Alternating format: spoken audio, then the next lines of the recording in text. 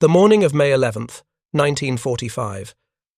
The sky above Okinawa is blue, impossibly blue, the kind of blue that belongs in peacetime photographs, not above a killing field.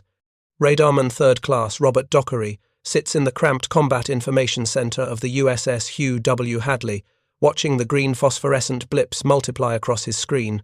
1 contact becomes 5. 5 becomes 20.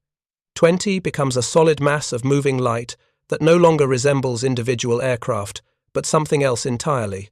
A wave, a storm, death approaching at 300 miles per hour. He keys the intercom.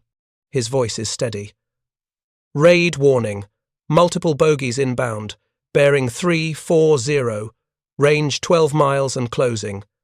Topside, the 5-inch gun crews are already moving. Powder bags. Shells. The mechanical ballet of loading that they've practiced 10,000 times. But today the shells are different, heavier. The nose cone houses something new, something most of the crew doesn't understand. A radio transmitter smaller than a man's fist. Vacuum tubes that survived being fired at 20,000 times the force of gravity. A circuit that will detect when the shell passes near an aircraft, any aircraft, and detonate without needing to actually hit anything. The Japanese pilots diving toward the Hadley don't know this. They've been told they're already dead. That one plane equals one ship, one explosion equals 1,000 enemy sailors sent to the bottom of the Pacific. The mathematics of sacrifice is simple. They're about to discover that the Americans have changed mathematics. The first shell leaves the barrel at 2,600 feet per second. The fuse activates. The radio wave pulses outward, invisible, searching. 3 seconds later, when the shell passes 70 feet from a Mitsubishi Zero carrying 500 pounds of explosives, the circuit closes. The detonation turns a cubic acre of sky into shrapnel. The Zero disintegrates. The pilot, 19 years old, a fisherman's son from Hokkaido, never knows what killed him. Neither do the next 22. If you're enjoying this deep dive into the story, hit the subscribe button and let us know in the comments from where in the world you are watching from today. By the time the sun sets on Okinawa that evening, the USS Hugh W. Hadley will have shot down 23 confirmed aircraft. She'll also be burning, listing 15 degrees to port, her engine room flooded, 35 of her crew dead. But she won't sink. Across the radar picket stations, 156 kamikaze aircraft attacked American destroyers, positioned as early warning tripwires between the Japanese airfields and the main invasion fleet. 90% of them will have been destroyed before reaching their targets. This shouldn't have been possible.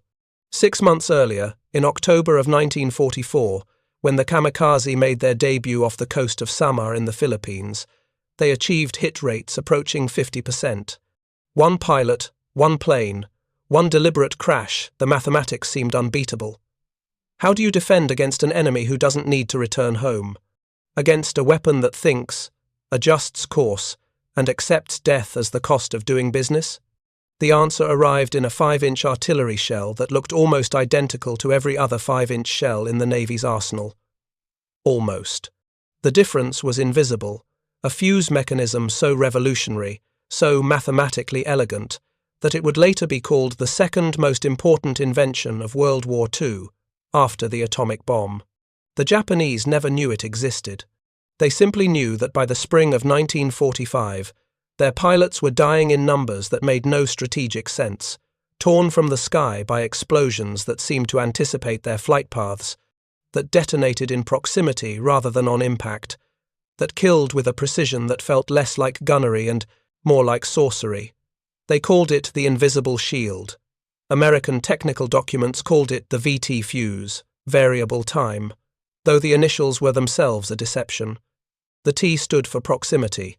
The entire designation was security theatre, designed to mislead anyone who captured an unexploded round. If you didn't know what you were looking at, it appeared to be merely an improved timed fuse, nothing revolutionary, nothing worth reverse engineering. But it was revolutionary, and by the time Japan realized something had fundamentally changed in the physics of aerial combat, it was far too late. The weapon that was supposed to save them, the willingness of young men to die with absolute commitment, had been mathematically neutered by a device they couldn't see, couldn't understand, and couldn't counter. This is the story of how a radio transmitter the size of a coffee thermos changed the outcome of the Pacific War. But more than that, it's the story of what happens when human courage, raw, genuine, desperate courage, collides with industrial mathematics, when sacrifice meets statistics, when the willingness to die stops being enough. To understand what the VT fuse meant to the men aboard ships like the Hadley, you have to understand what came before it. You have to understand how utterly inadequate conventional anti-aircraft fire was against a determined enemy. You have to understand the terror. American anti-aircraft doctrine in 1944 was built on 3 layers of defense. The outer layer, 5-inch dual-purpose guns, effective out to 10,000 yards, firing shells that weighed 54 pounds and could reach altitudes of 37,000 feet. The middle layer, 40mm Bofors guns, Swedish-designed automatic cannons that could throw 2-pound shells at a rate of 120 rounds per minute. The inner layer, 20mm Oerlikon cannons, last-ditch weapons that fired so fast the tracers looked like solid streams of light. In theory, this created an overlapping field of fire, so dense that nothing could penetrate it. In theory. In practice, hitting a maneuvering aircraft with a 5-inch shell was an exercise in applied calculus performed under conditions of absolute terror. The shell took 5 to 7 seconds to reach a target at maximum effective range. In that time, an aircraft travelling at 300 knots, roughly 500 feet per second, could be anywhere within a sphere of airspace, measuring 3,500 feet in radius. The gunners had to calculate lead angle, elevation, target speed, wind drift, and the ballistic arc of a 54-pound projectile, then execute the shot before the attacking aircraft closed another 1,000 yards. And the shell had to hit, not pass close, hit, or at least pass within 15 feet, close enough that the explosive force and shrapnel could cause critical damage. The kill rate against conventional bombers, aircraft flying straight, level, focused on their bombing runs hovered around 5%, 5 successful hits for every 100 shells fired. Against fighters, the rate dropped to 2 or 3%. Against a kamikaze, an aircraft actively maneuvering, diving, accepting defensive fire as part of the attack profile, the hit rate in late 1944 was measured at closer to 1%. You could fire 100 shells and expect to hit once. Maybe. The Japanese understood this mathematics perfectly. It's why the kamikaze strategy made sense. It's why Vice Admiral Takejiro Onishi, when he proposed the concept in October of 1944, could present it not as desperation, but as cold strategic logic. Japan's industrial capacity was collapsing. Her trained pilots were dying faster than they could be replaced. Her carrier fleet had been gutted at the Philippine Sea, at Leyte Gulf, across a dozen smaller engagements. Conventional naval aviation, where pilots trained for years, flew combat, missions, returned, and flew again had become unsustainable. But if you removed the requirement to return, the mathematics changed entirely. A pilot needed minimal training, just enough to take off, navigate to the target area, and maintain control during the final dive. No need for dogfighting skills, no need for carrier landing techniques, no need for the 1,000 small competencies that made a naval aviator effective. Point the aircraft at a ship and accept what comes next. The first organized kamikaze attack occurred on October 25, 1944, during the Battle of Leyte Gulf. 5 Mitsubishi Zeros, each loaded with a 250-kilogram bomb, dove on the escort carriers of Taffy 3. 4 were shot down. 1 piloted by Yukio Seki, a 23-year-old graduate of the Japanese Naval Academy, who had volunteered for the mission only after being told his refusal would shame his family, crashed into the flight deck of the USS Streetlow. The explosion detonated the carrier's bomb magazine. The Streetlow sank in less than 30 minutes. 113 American sailors died. The cost-benefit analysis was stark. 1 obsolete fighter, 1 marginally trained pilot, 1 guaranteed hit. Against a conventional bombing run, 5 aircraft attacking an escort carrier might achieve 1 hit if the conditions were favorable. The Kamikaze achieved a 20% hit rate in their first engagement. 1 ship sunk, another damaged, at the cost of 5 pilots who were going to die anyway in a war Japan was losing. Admiral Takejiro Onishi was vindicated. The special attack units expanded. By November, kamikaze strikes were being organized at a systematic level. By December, they were doctrine. By January of 1945, over 600 aircraft had been assigned to special attack missions. For American sailors, this was psychological warfare as much as physical. You could see them coming. Radar gave warning minutes in advance. Fighter patrols tried to intercept, and often succeeded, but enough got through. And once a kamikaze entered the defensive envelope of the fleet, the only thing that mattered was whether the gunners could hit a small, fast-moving target piloted by someone who had literally nothing to lose. The crews manning the guns were often teenagers, 18, 19, 20 years old. Many had never fired at a real target before their ship deployed. They'd trained on towed sleeves, on stationary targets, on predictable flight paths. Now they were tracking aircraft that jinked, dove, climbed, and accelerated toward them with the full understanding that evasion was unnecessary. The kamikaze didn't need to survive the attack. They just needed to hit. Imagine standing behind a 5-inch gun mount, watching a zero grow larger in your optical sight. You fire. The shell leaves the barrel with a sound like a physical blow to your chest. You watch the tracer arc upward. It passes behind the aircraft you led the target wrong, or the pilot turned, or the ballistic tables didn't account for the wind shear at 4,000 feet. You're already loading the next round. The aircraft is closer now. 3,000 yards, 20 seconds until impact. You fire again. The shell explodes, you can see it. A black puff of smoke, but it's 200 feet to the left. The pilot corrected. He's diving now, steeper. The aircraft's nose pointed not at the waterline but at the superstructure, at the bridge, at exactly where you're standing. The 40mm guns open up. Tracers fill the air. You can hear the pom-pom-pom of the Bofors, see the shells walking toward the target. Some hits. You see pieces of the aircraft tear away a wing panel, part of the canopy, but it doesn't matter. The aircraft is still flying, still diving. The pilot is dead or dying, but the plane's momentum is carrying it forward, 4,000 pounds of metal and explosives, travelling at 200 miles per hour. The 20mm cannons fire. Last-ditch defence. The sound is different, higher-pitched, desperate.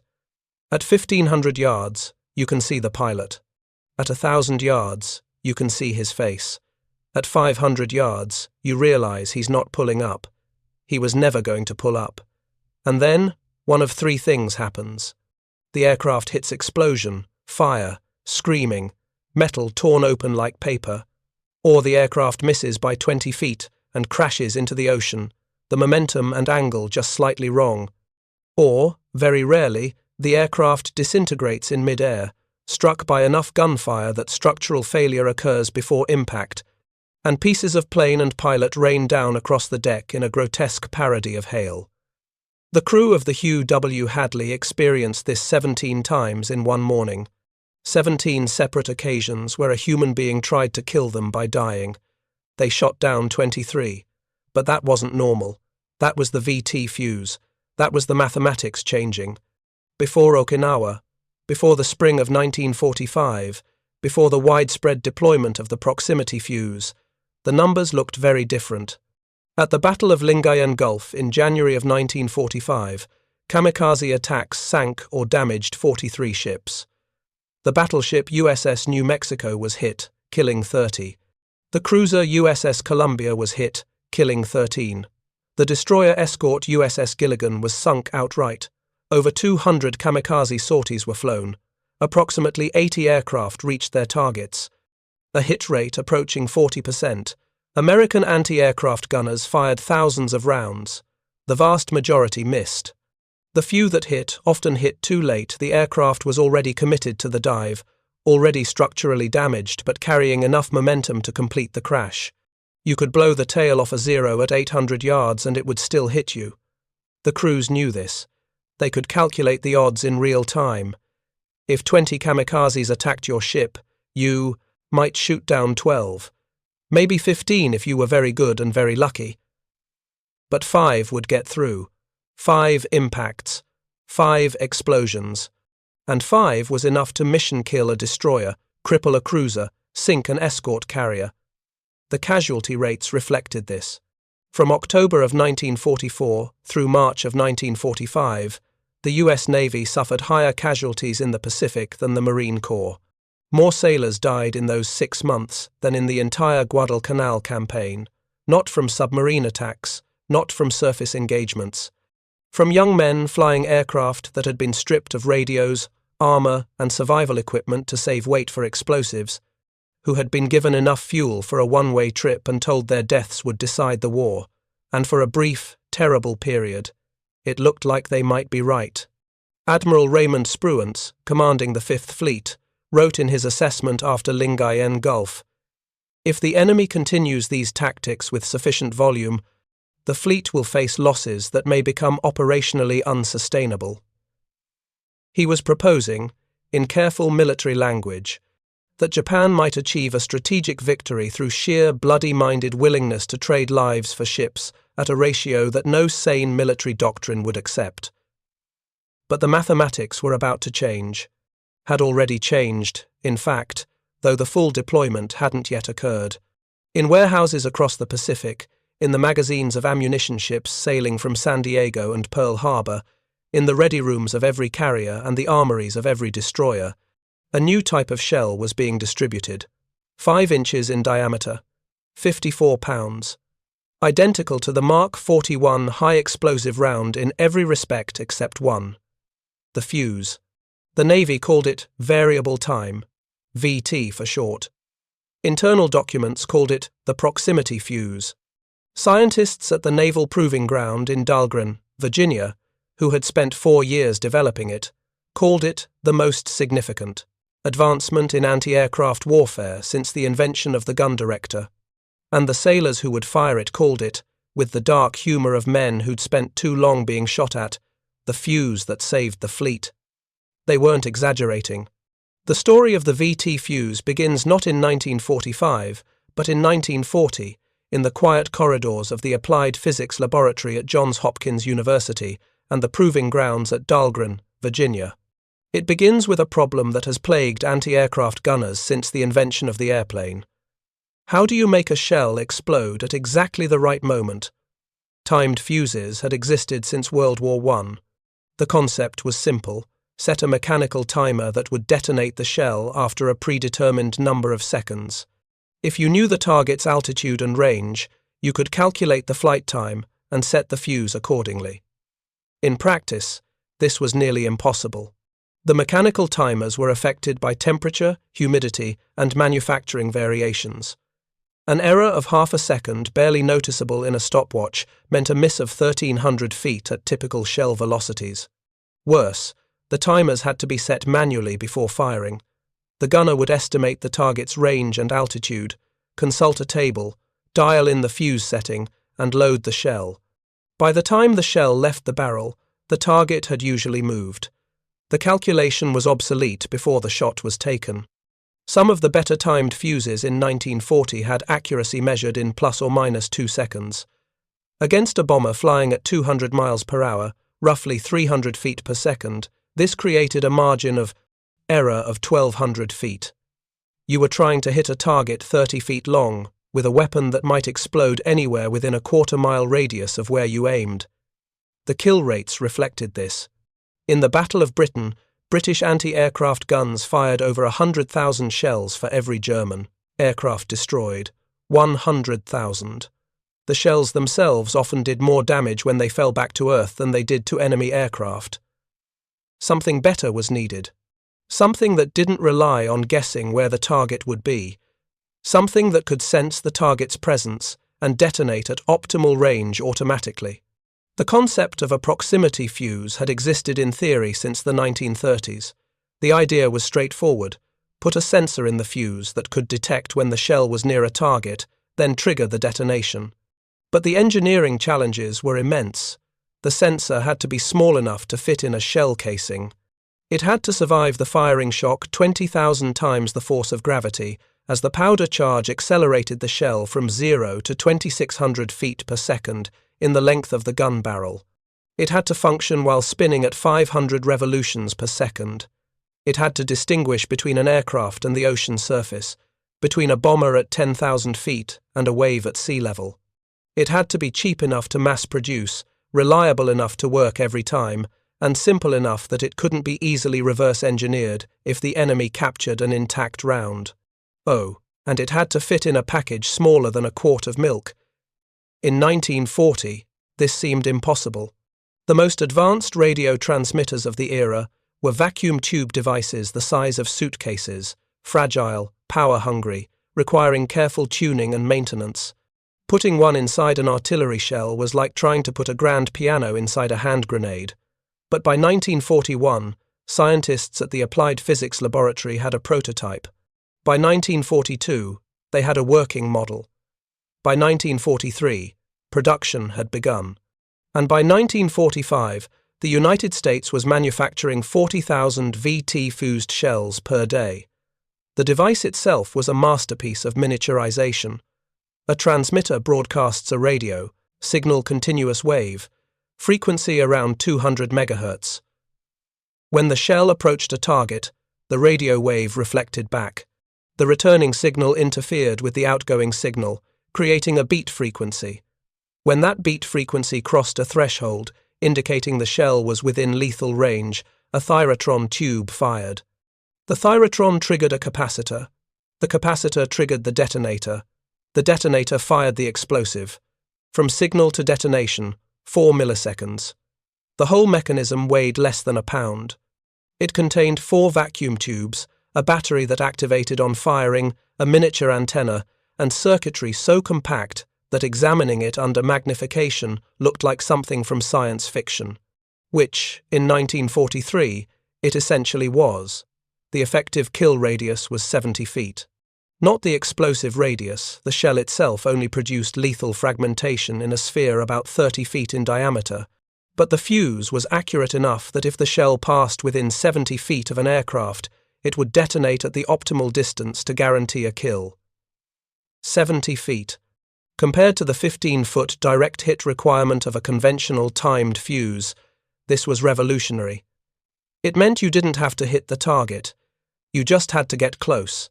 For a gunner tracking a diving kamikaze, this changed everything. The first combat use of the VT fuse occurred not in the Pacific, but in Europe, in January of 1943, aboard Royal Navy ships defending convoys against German bombers. The results were immediately apparent. Kill rates doubled, then tripled. Luftwaffe pilots reported in intercepted communications that British anti-aircraft fire had become uncannily accurate, that shells were exploding in proximity even when they appeared to have missed. The U.S. Navy deployed VT fuses aboard ships in the Atlantic shortly after, but there was a problem. A security problem. The fuse was so advanced, so far beyond anything else, in existence, that the Allied High Command was terrified of the technology falling into enemy hands. A single, unexploded round, recovered and reverse-engineered, could give Germany or Japan the ability to produce their own proximity fuses, and if that happened, the advantage would evaporate. So the VT fuse was classified beyond top secret. Its use was restricted to over-water engagements only, where unexploded rounds would sink and be unrecoverable. It could not be used over land. It could not be used in areas where the enemy might capture intact shells. For the first year of its existence, VT fuses were only deployed aboard ships operating in deep water, far from contested shorelines. This meant that for most of 1943 and 1944, the majority of American ships didn't have access to the weapon that could have saved them. The technology existed. It worked. It was in production. But security concerns kept it locked away from the very people who needed it most. That changed in Okinawa. By April of 1945, the strategic calculus had shifted. The war in Europe was ending. Germany would surrender in May. Japan was isolated, her navy shattered, her air force reduced to suicide tactics. The risk of losing VT fuse technology to the enemy was now outweighed by the necessity of stopping the kamikaze attacks that were bleeding the fleet white. The decision was made at the highest levels of Navy command. Distribute VT-fused ammunition without restriction. Every ship, every gun, every shell that could be adapted to accept the fuse. The logistics were staggering. The Navy had to recall conventional ammunition, replace it with VT-fused rounds, and train gun crews on the differences. Not that there were many differences from the crew's perspective. The shells loaded the same way, fired the same way, looked almost identical. The only visible difference was a slightly different nose cone profile, barely noticeable unless you were looking for wit. But the crews knew. Word spread through the fleet like wildfire. The new shells, the ones with the fuses that exploded near the target instead of needing a direct hit, were finally being issued in quantity. Gunners who'd been firing conventional ammunition and watching aircraft slip through the defensive fire now had a weapon that made their job mathematically feasible. The Japanese had no idea. The kamikaze pilots gathered at Kanoya Air Base on the southern tip of Kyushu knew they were going to die. This wasn't speculation or fatalism, it was operational doctrine, explained to them in clear, unemotional language by their commanding officers. Each pilot would be assigned an aircraft. Each aircraft would be loaded with explosives. Each would be given enough fuel to reach Okinawa, plus a small reserve for maneuvering during the final attack. There would be no fuel for a return journey. There was no need. What they didn't know, what they couldn't know, was that the equation they'd been taught was already obsolete. Petty Officer Takehiko Ina was 21 years old when he volunteered for the Special Attack Corps in March of 1945. Volunteered is perhaps the wrong word. He'd been called into his commander's office and told that the Empire needed men willing to make the ultimate sacrifice. The commander had then placed a piece of paper on the desk. 2 boxes. One labelled, "Willing to volunteer." One labelled, "Not willing to volunteer but will if ordered." There was no third box. Ina checked the first box, because checking the second felt cowardly. He was given 3 weeks of training. Not training to be a pilot, he already was one, having completed basic flight school in 1943, training to be a kamikaze, which meant learning to dive at the correct angle, steep enough to make interception difficult, but not so steep the aircraft became uncontrollable. Learning to pick targets carriers first, then battleships, then cruisers, then anything American. Learning to accept that the next time he climbed into a cockpit, he would not climb out. The pilots were housed separately from the conventional squadrons. They ate better food. The base commandant ordered that kamikaze units receive double rations, fresh fish when available, and sake on their final night. They were treated with a strange mixture of reverence and avoidance, like men already dead, like ghosts being fed by the living. Some of the younger pilots, boys of 17 and 18, seemed to embrace this. They wrote farewell letters to their families in careful calligraphy, posed for photographs in their flight suits, spoke earnestly about cherry blossoms falling and the honor of dying for the emperor. Others, like Ina, were quieter. He'd seen combat. He'd flown patrol missions over the Philippines in 1944, had watched American fighters tear through his formation like wolves through sheep. He'd seen what industrial warfare looked like when one side had resources and the other side had courage. Courage hadn't been enough then. He didn't believe it would be enough now. But he'd checked the box, and the machinery of the Special Attack Corps didn't have a reverse gear. On the morning of April 11th, 1945, Ina and 46 other pilots received their final briefing. The target was the American radar picket stations north of Okinawa destroyers, positioned as early warning outposts, deliberately isolated from the main fleet, vulnerable. Intelligence estimated 7 to 10 ships. The pilots would attack in 3 waves, spaced 15 minutes apart. The first wave would overwhelm the defences, the second wave would strike the damaged ships, the third wave would finish anything still afloat. The mathematics seemed sound. 47 aircraft against 10 ships. Even accounting for fighter interception and anti-aircraft fire, enough kamikazes would break through to sink or cripple the entire picket line. The Americans would lose their early warning network. Follow-up attacks could strike the main fleet without advanced detection. Okinawa might become a second Leyte Gulf, a catastrophic defeat that would force the Americans to reconsider the cost of invading Japan itself. At 0730 hours, Ina's aircraft lifted off from Kanoya. A Yokosuka D-4Y Judy, a dive bomber, pressed into kamikaze service, carrying a single 800-kilogram bomb where the rear gunner used to sit. Fast, maneuverable, perfect for the mission, except that there was no mission, only a terminal destination. He climbed to 6,000 feet and turned south toward Okinawa, 70 minutes away. What Ina couldn't see, what none of the pilots could see, was the invisible grid of mathematics that had already surrounded them. The radar network tracking their approach. The combat air patrols were vectored into intercept courses, and aboard the American destroyers, the 5-inch guns rotating toward the bearing where the incoming raid would first become visible, loading shells that looked conventional but weren't. The first wave never reached the ships. 18 F-6F Hellcats from the carriers, Bennington and Hornet, intercepted them at 40 miles out. The dogfight lasted 9 minutes. 14 kamikaze aircraft were shot down.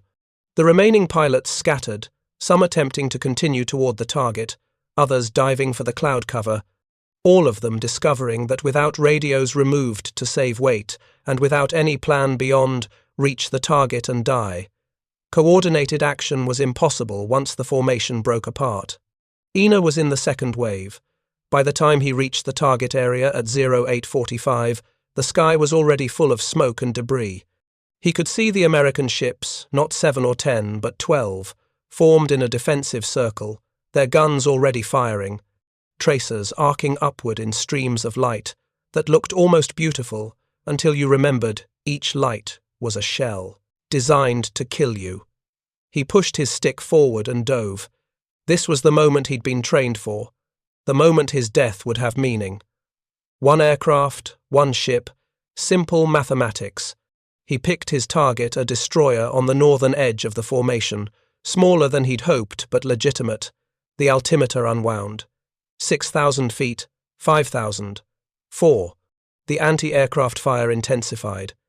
He could see the shell bursts now, black puffs of smoke scattered across the sky like ink blots, none of them close. He was diving too fast, changing angle too frequently. The Americans were firing where he'd been, not where he was. At 3,000 feet, something changed. The shell bursts were no longer scattered. They were tracking him. Every time he adjusted course, the explosions followed, not behind but ahead, anticipating. He banked left, 2 shells exploded on his left, forcing him right. He rolled right, 3 more detonations bracketed him, shrapnel pinging off his wing. It was as if the Americans could see his intentions before he acted on them. At 2,000 feet, the truth became apparent but incomprehensible. The shells weren't trying to hit him. They were exploding near him. 70, 80, 100 feet away, close enough that he could feel the concussion through the airframe, close enough that shrapnel tore through his engine cowling, close enough that the blast waves were buffeting his aircraft like a leaf in a storm. He was surrounded by fire that wasn't supposed to be there. At 1,500 feet, his engine seized. Shrapnel through the cooling system, oil pressure dropping. He had maybe 30 seconds before total failure. Not enough time to reach the target. He could see it now, the destroyer, close enough to read the hull number. DD 774. Hugh W. Hadley. He adjusted his dive angle, steeper, trading altitude for speed. If he couldn't reach the ship under power, he'd reach it in a glide. The mathematics still worked. Gravity plus momentum equals impact. At 1,000 feet, another shell exploded 40 feet from his canopy. The blast wave shredded his left aileron. The aircraft yawed wildly. He fought the stick, compensating. But the aerodynamics were wrong now. The controls mushy, the nose wanting to drop faster than he wanted it to drop. He was falling more than flying. At 500 feet, he could see men on the deck of the destroyer, could see the gun crews tracking him, their weapons elevated at impossible angles, firing almost straight up. could see the tracers from the 40mm guns converging on his position like luminous threads trying to stitch him out of existence. At 200 feet, one of those threads found him. A 2-pound shell punched through his windscreen and continued through the seat behind him and exited through the bottom of the fuselage, missing his body by 8 inches. The wind blast was instant and overwhelming, a physical force that felt like being struck in the chest with a hammer. At 100 feet, he realized he was going to miss. Not to miss widely, he'd struck the water maybe 60 feet from the hull, close enough that the explosion sent a column of water over the ship's deck. But a miss. His death, when it came a fraction of a second later, would be meaningless. The destroyer would continue operating. The crew would swab the deck and return to their stations. His aircraft would sink to the bottom of the Pacific, and his family would receive notification that he'd died honorably for the Emperor, never knowing that he'd died uselessly, killed not by direct fire, but by shells that exploded in proximity, by a technology he hadn't known existed, by mathematics he couldn't have calculated. He was one of 23. If you find this story engaging, please take a moment to subscribe and enable notifications. It helps us continue producing in-depth content like this. Aboard Hugh W. Hadley, radarman Robert Dockery watched the green blips disappear from his scope one by one. The combat had lasted 97 minutes. He'd counted 43 distinct aircraft contacts. Some had been shot down by fighters. Some had broken off and fled, though fled to where, with no home field close enough to reach on their remaining fuel, he couldn't imagine. Some had crashed into the ocean from battle damage, spiraling down, trailing smoke and fire. And some most had simply vanished in the midst of the defensive fire, their radar returns winking out as if someone had flipped a switch. The gun crews would report splashes, bits of debris falling from the sky, but often there was no visible wreckage. Just an aircraft that had been there and then wasn't, erased by shells that had detonated near but not on target. The VT fuses were working exactly as advertised. But 97 minutes is a long time to sustain that kind of fire rate. The 5-inch guns were designed to fire 15 rounds per minute at a maximum sustainable rate. During the attack, some crews had exceeded 20. The barrels were hot enough to glow. Shell casings littered the deck 3 feet deep in places. Powder bags had been passed in human chains from the magazines. Men working with mechanical efficiency born of terror and training, loading and firing and loading again until their hands bled and their ears rang, and the world narrowed to the simple cycle of shell, powder, breach, fire. And still, the kamikazes kept coming. At 0947, 3 aircraft broke through the defensive fire simultaneously. Not because the VT fuses failed, they functioned perfectly, detonating near all 3 aircraft, shredding wings and tails and control surfaces. But shredding isn't destroying. An aircraft with half its wing blown off can still carry momentum, can still fall in a ballistic arc that, if the pilot was skilled or lucky or both, might intersect with a ship. The first kamikaze, a Zero that had lost its entire vertical stabilizer, missed the Hadley by 30 feet and hit the ocean in a geyser of spray and flame. The second struck near the waterline amidships. The explosion blew a hole in the hull 8 feet across. Seawater flooded into the forward engine room. Watertight doors slammed shut, automatic systems isolating the breach, but the men inside those compartments, 12 of them, were cut off with no exit. Some drowned in the 30 seconds it took for the compartment to flood. Others survived in air pockets for nearly an hour, hammering on the bulkheads, their impacts growing weaker until they stopped. The third kamikaze hit the superstructure directly below the bridge. The bomb, 500 pounds of high explosive, detonated inside the hull, the blast tearing upward through 2 decks, incinerating everyone in the communication room, the radar room, the officers' quarters. The blast wave blew out every window on the bridge. Shrapnel turned the chart table into splinters. The captain, Commander Baron Joseph Mullaney, was thrown across the bridge and into a stanchion, fracturing 3 ribs and puncturing a lung. He continued giving orders for another 20 minutes before losing consciousness. The Hadley was burning, flooding, listing 15 degrees to port, and completely incapable of sustained combat operations. She was also still afloat, still fighting.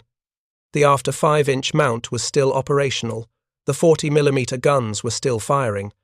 Damage control teams were already sealing bulkheads, fighting fires, jettisoning topside weight to counter the list. She should have sunk. Pre-VT fuse, she would have sunk. 3 confirmed kamikaze hits were usually fatal to a destroyer. But because the VT fuses had kept 40 other aircraft from reaching the ship, because the damage was limited to 3 impacts instead of 10 or 15, the Hadley survived. Barely. But survival counts. At 1000 hours, the attack ended. The last kamikaze out of fuel, damaged, losing altitude, ditched in the ocean 3 miles north of the picket line. The fighter patrols reported no further contacts. The radar screens were clear. 156 aircraft had attacked the radar picket stations that morning. 39 reached their targets, 14 scored hits, 3 ships sank, 22 were damaged. In October of 1944, those same numbers, 156 attacking aircraft, would have resulted in 40 or 50 hits, would have sunk a dozen ships. It would have been a strategic victory for Japan. Instead, it was a massacre. A mathematically precise massacre executed by shells that didn't need to hit their targets, only passed nearby. The kamikaze pilots had flown into a defensive grid they couldn't see, couldn't understand, and couldn't defeat, and they didn't know. That was perhaps the cruelest part. The pilots who survived long enough to perceive the strangeness of the American anti-aircraft fire the shells that exploded in proximity, the defensive envelope that seemed impossibly dense, had no context for understanding it. They thought the Americans had gotten better, more practice, luckier. They didn't realize the entire mathematical foundation of aerial combat had shifted. The reports reached Imperial Japanese Navy headquarters in Tokyo within hours. The numbers were reviewed by Admiral Soemu Toyoda, commander of the combined fleet, and his staff. 156 sorties, 14 hits, 90% attrition rate. This shouldn't have been possible. Toyoda requested additional information. Were American fighter patrols more numerous? Were the kamikaze pilots less trained? Has there been some operational failure, some breakdown in coordination? The answer to all 3 questions was no. The fighter patrols were consistent with previous engagements. The pilots were no less trained than earlier waves, if anything. They were better trained, as the Special Attack Corps had refined their brief curriculum over the preceding months. And coordination had been a textbook. The problem wasn't execution. The problem was that the pilots were dying before they could execute. But why? The after-action reports from the few pilots who'd survived long enough to return to base, either by aborting the mission or by mechanical failure that forced them to turn back, mentioned the same thing. The anti-aircraft fire was different, not heavier, different. Pilots who should have been able to maneuver through the defensive fire were being destroyed by detonations that seemed to anticipate their movements. One pilot, Warrant Officer Kiyoshi Ogawa, who'd been forced to turn back after his engine failed 20 miles from the target, described it in his debriefing as Kuchu Bakuhatsu airbursts. But not traditional airbursts, where shells were timed to explode at a certain altitude. These were airbursts that followed the aircraft that tracked individual targets. He used the phrase jidoteki ni automatically, as if the shells knew where the aircraft were. The intelligence officers didn't believe him. Automatic airbursts that could track individual targets. That was science fiction. The Americans were good, but they weren't that good. Ogawa's report was noted and filed and essentially dismissed as combat stress or misperception. But the numbers didn't lie. 90% attrition in Okinawa, 87% the following day, 85% the day after that. The kamikaze strategy, the tactic that was supposed to leverage Japan's last remaining resource, the willingness of her young men to die with purpose, was failing on a mathematical level. And Admiral Toyoda had no idea why. The Americans knew why. Every ship commander who'd fired VT-fused ammunition filed reports. The reports were consistent. Dramatic increase in effectiveness, kill rates 3 to 5 times higher than conventional ammunition, crews enthusiastic, Requests for additional supply of VT-fused rounds as primary anti-aircraft ammunition. Vice Admiral Richmond Kelly Turner, commanding the amphibious forces at Okinawa, compiled the data and forwarded it to Admiral Chester Nimitz with a personal notation. The proximity fuse has proven to be the most effective anti-aircraft weapon yet developed. Recommend immediate expansion of production and distribution to all Pacific Fleet assets without restriction. Nimitz agreed. The security concerns that had limited VT fuse deployment for the past 2 years were effectively void. The war in Europe was over. Germany had surrendered on May 7th. Japan was isolated, her navy destroyed, her air force reduced to suicide tactics. The risk of the technology falling into enemy hands was minimal. The necessity of stopping the kamikaze attacks was absolute. By June of 1945, every American ship in the Pacific was stocked with VT-fused ammunition. Every 5-inch gun. Every major caliber anti-aircraft weapon that could be adapted to accept the fuse. Production had reached 55,000 rounds per day. The industrial capacity of the United States, the same capacity that built 50,000 tanks and 300,000 aircraft and 2,700 Liberty ships, was now producing artillery shells that could think. The Japanese had no counter, no defensive doctrine, no adaptation. They simply kept launching kamikaze attacks and watching them fail at rates that made no strategic sense. The hit rate, which had been 48% in October of 1944, dropped to 14% by April of 1945.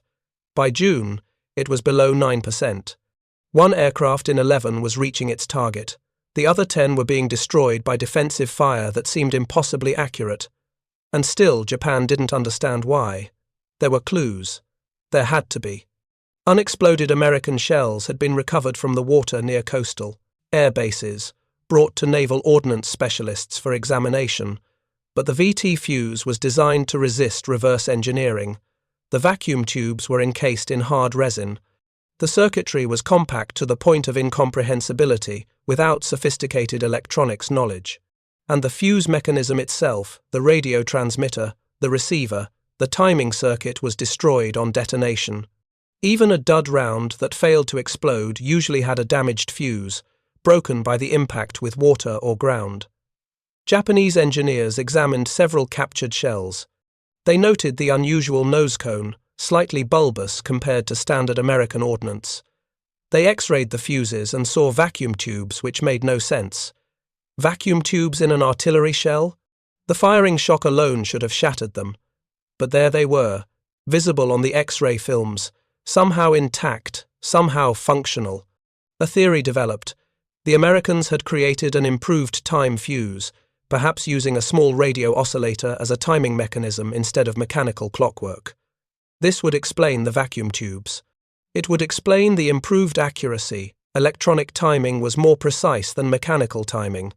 It didn't fully explain the reports from pilots about shells that seemed to track aircraft. But combat reports were notoriously unreliable. Men under stress saw what they expected to see, or what made sense given their understanding of technology. The theory was wrong. But it was plausible enough that it became the official Japanese explanation for American anti-aircraft effectiveness. Improved time fuses, better training, more ships, more guns, more ammunition. The Americans were winning through material superiority, same as they'd won every other aspect of the war. Nothing revolutionary, nothing unexpected, just more. The truth that the Americans had developed a shell that could sense its proximity to a target and detonate automatically without any input from the gunner was beyond the conceptual framework available to Japanese intelligence in 1945. It wasn't that they were incapable of understanding the technology. Japan had talented engineers, sophisticated electronics, manufacturing, and a deep scientific tradition. But they didn't have the industrial capacity to miniaturize vacuum tubes, didn't have the theoretical physics backing to develop a reliable proximity sensor, and didn't have the time to research a counter-technology even if they'd understood what they were facing. So they kept launching kamikazes, and the kamikazes kept dying, and the mathematics kept grinding forward toward an inevitable conclusion. By July of 1945, Japan had approximately 5,000 aircraft reserved for homeland defense. The plan, Operation Ketsugo, Operation Decisive, called for massive kamikaze attacks against any American invasion fleet approaching the main islands. Every available aircraft would be converted to special attack configuration. Every pilot would be assigned a one-way mission. The industrial capacity to support conventional air operations no longer existed, but crashing a plane into a ship didn't require sophisticated logistics, just fuel, explosives, and pilots willing to die. The American planning staff knew about Ketsugo. Intelligence estimates put the kamikaze reserve at between 4,000 and 6,000 aircraft. Operational simulations projected casualties for an invasion of Kyushu, the southern home island. The planned first objective at anywhere from 30,000 to 50,000 killed, 150,000 to 200,000 wounded. These were extraordinary numbers, comparable to the entire casualty count for the European theatre, and they were based on the assumption that the kamikaze attacks would achieve hit rates consistent with Okinawa, which meant 9%, 1 in 11 aircraft reached their targets. But 9% of 5,000 aircraft was still 450 hits, distributed, across an invasion fleet that was catastrophic. Dozens of transports sunk, thousands of soldiers drowned before reaching shore, critical support ships destroyed, crippling the logistics chain. Even with VT fuses, even with fighter patrols and destroyer pickets, and every defensive measure the Navy could deploy, the sheer volume of attacking aircraft would overwhelm the defenses. Unless the numbers changed again. In late July, production of VT-fused ammunition reached 60,000 rounds per day. Every American ship scheduled to participate in the invasion of Japan was allocated stocks sufficient for sustained combat operations. The Navy estimated they had enough VT-fused shells to fire 300 rounds per gun per day for 90 consecutive days. Nearly 200 million shells total, each containing a miniature radio transmitter, each capable of autonomous target detection, each representing a death sentence for any aircraft that passed within 70 feet.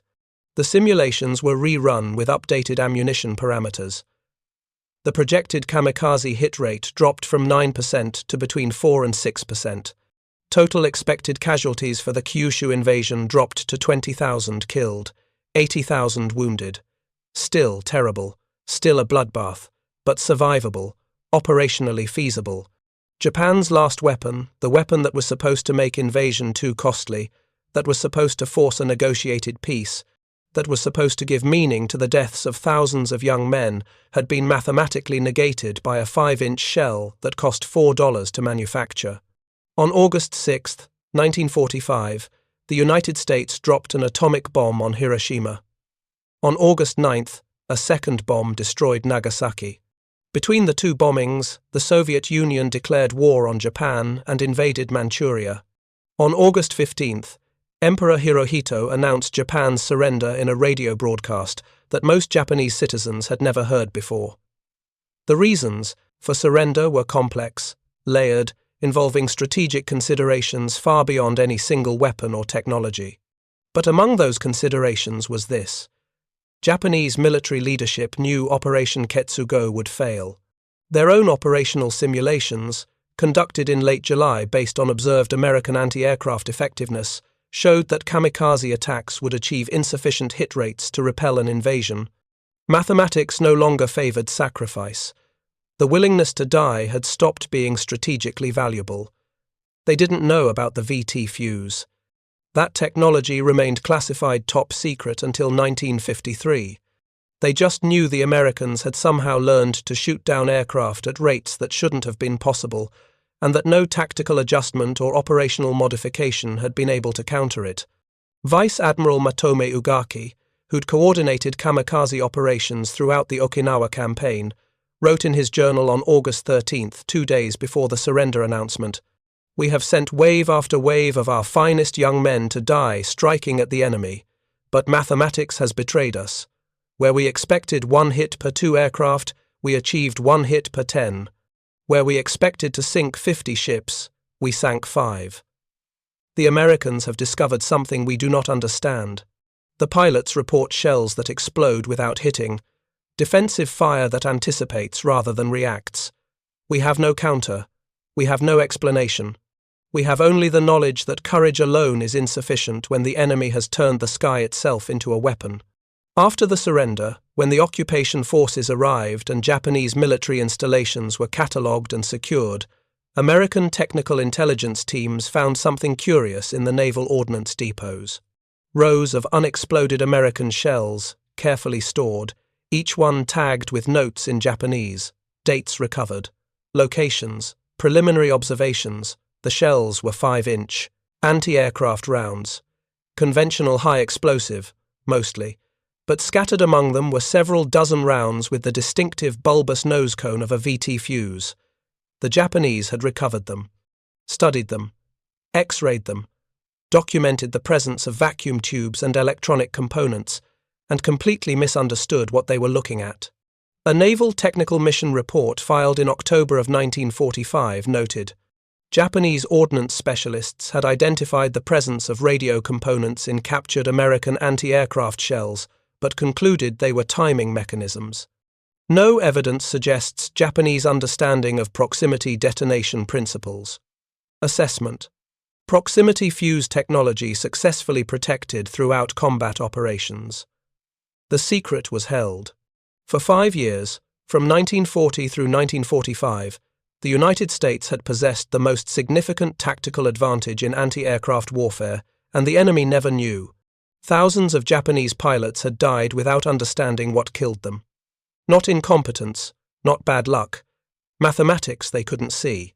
In 1953, when the VT fuse was finally declassified, the technical specifications were published in scientific journals. Japanese engineers read them with something approaching horror. The proximity fuse wasn't just an incremental improvement, it was a paradigm shift, a fundamental reimagining of how anti-aircraft fire could function. And it had been deployed against them for the last year of the war, during the period when Japan was throwing everything she had left into kamikaze attacks, betting on the mathematics of sacrifice. The mathematics had been wrong. The bet had failed. And 4,000 pilots had died discovering this the hardest way possible. Takehiko Ena didn't die on April 11, 1945. His engine failure had forced him to abort 20 miles from the target. He nursed the damaged aircraft back to Kanoya, landed gear up on the grass beside the runway, and walked away with minor injuries. His commanding officer told him he'd be assigned to another sortie within a week, once a replacement aircraft became available. The replacement never came. By late April, Japan was running out of aircraft faster than they could be allocated to kamikaze units. By May, they were running out of fuel. By June, they were running out of pilots willing to volunteer, or at least running out of pilots whose commanders believed would complete the mission rather than abort or deliberately miss. Ena survived the war. He was 21 years old on August 15th when the surrender was announced. He'd spent 3 months assigned to a suicide unit, had flown 1 mission, and lived to see the occupation. In interviews conducted decades later, he described the experience with a precision that suggested he'd thought about it often, perhaps too often. We were told our deaths would matter. That 1 plane, 1 ship was a mathematical certainty if we were brave enough to complete the dive. But by April, the mathematics had changed and nobody told us. We kept dying, and the ships kept sailing. At some point, someone in command must have known the strategy wasn't working, but we kept flying anyway, because to stop would be to admit the deaths before ours had been meaningless. So we kept dying to give meaning to the deaths of men who died for no reason. He paused. The interviewer later noted that Ena stared at his hands for nearly 30 seconds before continuing. After the war, I learned about the American fuse, the shells that exploded near the aircraft. I felt relieved. It meant I wasn't a coward for surviving. Mathematics had been impossible. We'd never had a chance. But then I realized if mathematics were impossible, what would we do? Why were we sent to die against something that couldn't be defeated? And I had no answer. I still have no answer. Ena died at 2011, at the age of 87. His obituary mentioned his service as a naval pilot, but not his assignment to the Special Attack Corps. Some things were easier not to remember. Robert Dockery, the radarman, aboard the USS Hugh W. Hadley also survived. Hadley herself nearly didn't. After the attack on April 11th, she was towed to Keramaretto, the forward anchorage west of Okinawa, where damage control teams assessed her condition. Flooded compartments, structural damage to the keel, fire damage throughout the superstructure, 35 dead, 47 wounded. By normal standards, she should have been written off as a total loss. But ships were valuable in April of 1945, and the Hadley was repairable if you didn't look too closely at what repairable meant. The flooded compartments were pumped, temporary patches welded over the hull breach. The burned sections of the superstructure were cut away and replaced with whatever structural steel was available, some of it salvaged from other damaged ships, creating a patchwork hull that looked like something assembled from spare parts. She returned to service in June, assigned to convoy escort duty, nothing strenuous, nothing that would stress the repairs. She survived until the end of the war and was decommissioned in 1946. The Navy offered her for scrap in 1947. She was broken up and melted down, her steel recycled into peacetime goods. Nothing remains except photographs and the memories of the men who served aboard her. Dockery returned to civilian life in Pennsylvania. He worked as an electrician, married, had 3 children, and almost never spoke about the war. His daughter later recalled asking him about his Navy service when she was in high school, working on a history project. He'd told her he'd been a radarman on a destroyer, that they'd been attacked, that they'd survived. She'd asked if he'd been scared. He'd said yes. She'd asked if he'd been proud. He'd thought about it for a long time, before answering. Proud of what? That we killed more of them than they killed us? That we had better equipment? I was 19 years old, watching radar blips disappear, knowing each blip was a person. And we had this weapon they didn't know about, this fuse that killed them from distances they couldn't predict. It was effective. It saved lives our lives. But proud? I don't know. I was relieved, grateful. But pride feels wrong. Dockery died in 2004. His obituary mentioned his Navy service and included a photograph of him standing beside a 5-inch gun mount, young and serious, staring at the camera with the expression of someone who'd seen more than he wanted to remember. The VT fuse continued in service long after World War II. It was used extensively in Korea, where it proved equally effective against North Korean and Chinese aircraft. It was refined, improved, and miniaturized further. By the 1960s, proximity fuses were standard in almost all anti-aircraft ammunition. The technology that had been revolutionary in 1943 was commonplace by 1970. Modern descendants of the VT fuse are everywhere. Air-to-air missiles use radar proximity fuses. Anti-tank rounds use magnetic proximity sensors. The basic principle, detect the target, detonate at optimal range without requiring direct impact, has been adapted to nearly every weapons system where precision matters more than direct hits. The original VT fuse is in the Smithsonian, displayed alongside other artifacts from World War II. The plaque describes it as one of the most significant technological achievements of the war, and notes that it dramatically improved the effectiveness of anti-aircraft fire. The language is clean, technical, and free of context. There's no mention of kamikaze pilots, no mention of the 4,000 young men who died not knowing what killed them, no mention of the mathematics of sacrifice rendered obsolete by a device the size of a coffee cup. Visitors walk past it daily. Most don't stop. It's small, unremarkable, just another piece of military hardware in a museum full of military hardware. The people who understand what it represents, the engineers, the historians, the few surviving veterans who remember when it was new and secret and terrifying, are dying off. In another generation, the VT fuse will be a footnote, a technical curiosity, one innovation among thousands that emerged from the massive industrial scientific collaboration of World War II. But for the men who served on the radar picket line at Okinawa in the spring of 1945, it was the difference between survival and death. For the Japanese pilots diving through defensive fire that seemed impossibly accurate, it was the invisible wall that turned courage into waste. For the planners, considering an invasion of Japan, it was the equation that made the invasion mathematically feasible, despite the presence of 5,000 aircraft waiting to die. Technology changes wars. This is not a new observation. Bronze weapons replaced stone. Iron replaced bronze. Gunpowder replaced the bow. Mechanization replaced massed infantry. Nuclear weapons replaced everything, really, in terms of strategic thinking. Each transition created winners and losers, rendered old tactics obsolete, forced military doctrine to adapt or die.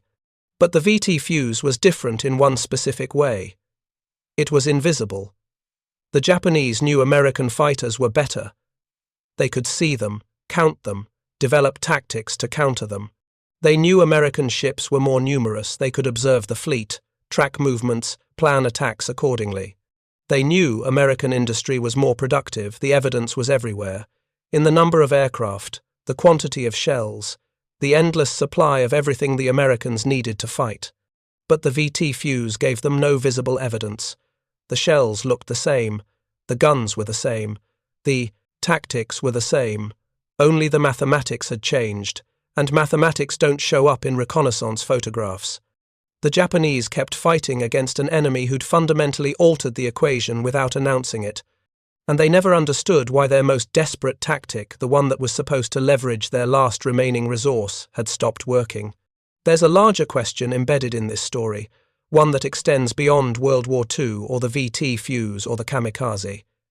It's the question of what happens when courage stops being enough, when the willingness to sacrifice becomes strategically irrelevant, when one side can negate the other side's bravery through superior engineering. The kamikaze pilots were brave. This isn't a controversial statement. Flying an aircraft directly into enemy fire requires courage regardless of your opinion of the cause. They believed they were saving their country. Many were volunteers, at least in the technical sense, that they'd checked a box on a form. They wrote farewell letters, posed for final photographs, spent their last nights drinking sake and pretending they weren't terrified. Then they climbed into aircraft with enough fuel for a one-way trip and dove at ships bristling with weapons, knowing they had seconds to live, hoping those seconds would matter. And for 6 months, from October of 1944 through March of 1945, their courage did matter. The hit rates justified the tactic. The casualty figures supported the strategy. American naval commanders were genuinely concerned that kamikaze attacks might achieve operationally significant results, might sink enough ships, kill enough sailors, delay enough operations that the cost of invading Japan would become politically unacceptable. Then the VT fuse arrived in volume, and courage stopped being enough. The pilots were just as brave in April as they'd been in October. They flew just as skillfully, dove just as determinedly, accepted death just as completely. But the mathematics had changed underneath them. They were flying into a defensive grid that didn't care about courage, that measured effectiveness in hit rates and kill ratios and ammunition expenditure per target destroyed. The Americans who operated the VT-fused guns weren't particularly brave. They were technicians, executing fire control solutions calculated by machines, loading shells manufactured by factories, and fighting a war where their most significant advantage was invisible to the enemy. They were scared, certainly. They were in danger, absolutely. But their bravery was the bravery of showing up and doing a job, not the bravery of flying directly into death. And yet they won. Not because they were braver, because they had better engineering. This is uncomfortable. We want to believe that courage matters, that willingness to sacrifice means something, that the side with more determination, more commitment, more willingness to pay the price will eventually prevail. The kamikaze believed this. They'd been told that American sailors were soft, that they lacked the spiritual strength to endure, that Japanese willingness to die would overcome American material advantages. They were wrong. American material advantages were so overwhelming that spiritual strength became irrelevant. You can't out-courage a proximity fuse. You can't out-commit a production line manufacturing 60,000 shells per day. You can't out-sacrifice an industrial economy that can allocate unlimited resources to the problem of killing you more efficiently. And this is the lesson the kamikaze pilots learned in the last seconds of their lives, as shells detonated near them in ways that shouldn't have been possible. Courage is not enough. Sacrifice is not enough. Willingness to die is not enough. Not against an enemy who can turn your bravery into a mathematical problem and solve it with engineering. In 2005, a joint American-Japanese memorial was dedicated on Okinawa near the site of the radar picket stations where the Hugh W. Hadley fought. The memorial lists the names of sailors killed during the kamikaze attacks and the names of pilots who died conducting them. American names and Japanese names, intermingled, alphabetically. No distinction between attacker and defender, just names and dates and ages, so many of them, 19, 20, 21 years old. The dedication ceremony was attended by veterans from both sides. Dockery was there, elderly and frail but ambulatory. Ina was there, also elderly, also frail. The organizers introduced them. They shook hands. The photograph shows two old men, faces lined, backs bent, looking at each other with expressions that might be understanding or might be something else entirely. Later, a journalist asked if they'd discussed the battle. Ina said no. They'd discussed the weather, their grandchildren, and the flight from Tokyo. The journalist pressed, didn't they want to discuss their shared experience, the moment where their lives had intersected?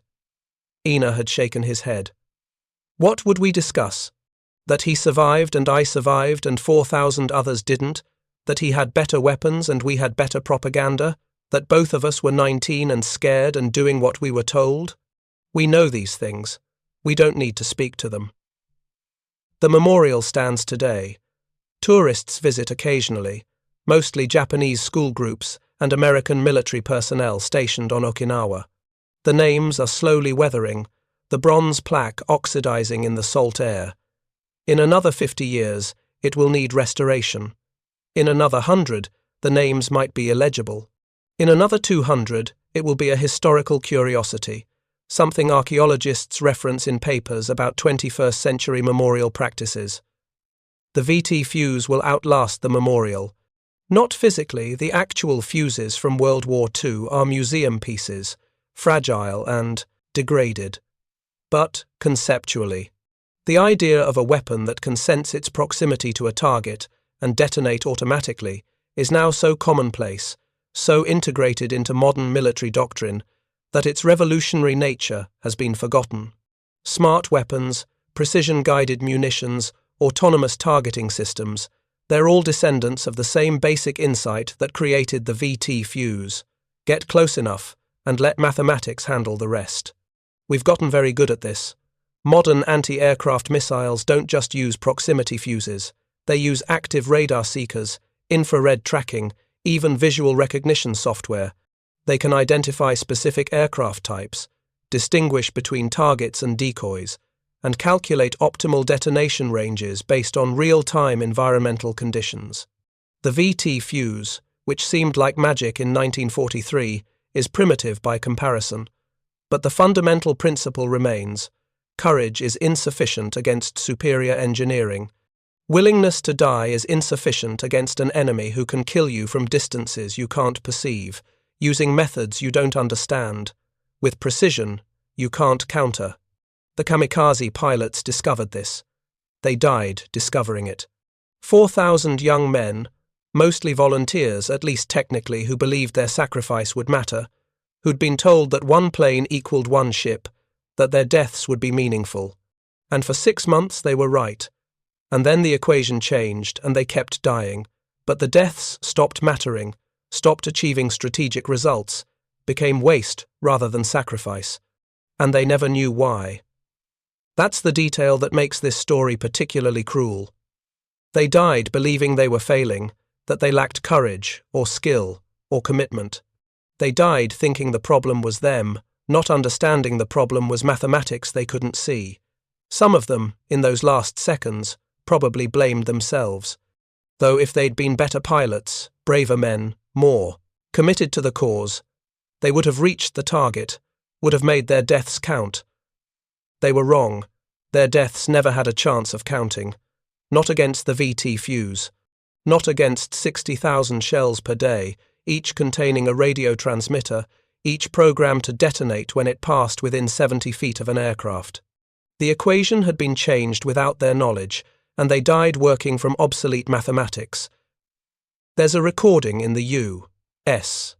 National Archives, classified until 1998, of a conversation between Admiral Ernest King, Chief of Naval Operations, and Admiral Raymond Spruance, Commander of the Fifth Fleet, dated May 20th, 1945. They're discussing casualty projections for the planned invasion of Japan. The VT fuse comes up. King: the proximity fuse has exceeded all expectations. If we maintain current production rates and distribution, we should be able to sustain anti-aircraft fire sufficient to reduce kamikaze effectiveness to manageable levels. Spruance: manageable. That's one way to phrase it. We're killing them at rates that would have seemed impossible 6 months ago. King: and saving our own men in the process. Spruance: yes. I understand mathematics. I approve of mathematics. But there's something, I don't know, unsporting about it. They don't know what's killing them. They think they're failing when they're actually flying into an impossible situation. King: would you prefer we tell them? Spruance: of course not. There's no honor in this, on either side. We're not out fighting them. We're out engineering them. And they're dying without knowing why. King: better they die than our boys. Spruance: obviously. But it doesn't feel like war. It feels like pest control. There's a long pause in the recording. Then King changes the subject to logistics. The conversation about the VT fuse doesn't resume. Spruance was right, in a sense. The VT fuse had turned aerial, combat into pest control. Not because the Japanese pilots were pests, they were human beings, scared and brave and desperate. But because the tactical engagement had been reduced to a problem of target acquisition and ammunition expenditure, the courage didn't matter. The skill didn't matter. The willingness to die didn't matter. What mattered was whether the shell passed within 70 feet of the aircraft. If yes, the aircraft died. If not, it survived. Simple. Mathematical. Impersonal. This is what modern warfare looks like. This is what it's looked like since the Industrial Revolution, really. But the VT fuse made it explicit. War is engineering, logistics, production capacity. The side with better tools wins, regardless of courage or commitment or willingness to sacrifice. We've known this intellectually since World War I, since the machine gun and barbed wire and artillery made individual bravery tactically irrelevant. But we keep forgetting it. Keep telling stories about heroism and sacrifice as if they matter more than industrial output and technological advantage. They don't. The kamikaze pilots proved this by dying in droves against an enemy whose primary advantage was invisible. And we built memorials to their courage and our courage, and everyone's courage, because acknowledging the truth that courage is insufficient, that engineering wins is uncomfortable, makes the deaths feel meaningless, turns sacrifice into waste. But maybe that's the truth we need to remember. Maybe the lesson of the VT fuse isn't that American engineering was superior or that Japanese tactics were flawed. Maybe the lesson is that courage has limits. That willingness to die, by itself, achieves nothing. That sacrifice without strategic value is just death. The kamikaze pilots were brave. They were also wrong. Their tactics were mathematically unsound once the Americans deployed the VT fuse, and no amount of courage could overcome that. They died, believing their deaths mattered. And for most of them, their deaths didn't. They were killed by shells that exploded near but not on target, fired by gunners who never saw them, manufactured in factories they couldn't reach, designed by scientists they didn't know existed. That's the war they were fighting. Not a war of courage against courage, a war of engineering against obsolete tactics. And engineering won, it always does. Thank you for watching. For more detailed historical breakdowns, check out the other videos on your screen now, and don't forget to subscribe.